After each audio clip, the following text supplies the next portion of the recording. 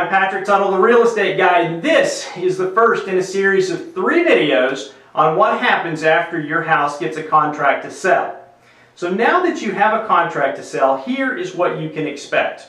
Number 1 is fewer calls on the house. Because of multiple listing service rules and regulations, we are required to show agents that the house is under contract. Now we do this by updating the multiple listing service to pending accepting offers, or PAO for short.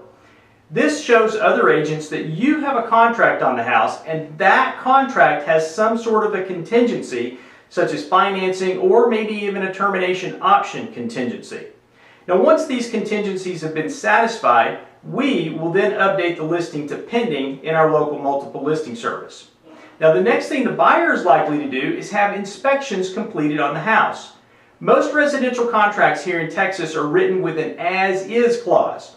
However, the buyer retains the right to complete inspections and renegotiate the sale, and in some cases terminate the contract depending on what is found in inspections. So you, as the seller, should have the property in good repair and be aware that the buyer may ask, they may come back and ask you for a repair or a concession for a repair. Now the typical time frame for a buyer to complete inspections is immediately after the execution of the contract, and the time frame is negotiable, but anywhere from 8 to 15 days is normal. Look on page 8 of the contract form for the effective date of the contract, and look in paragraph 23 to see if the buyer purchased an option. If the buyer did purchase an option, then it's likely that he'll complete inspections and negotiate repairs during the option period. This allows the buyer to have leverage of a potential termination of contract during the negotiations for repairs or concessions for repairs.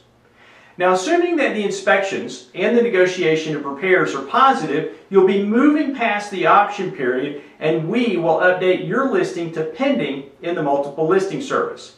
So if you've agreed to complete any repairs, they've got to be done prior to closing and to the satisfaction of the buyer.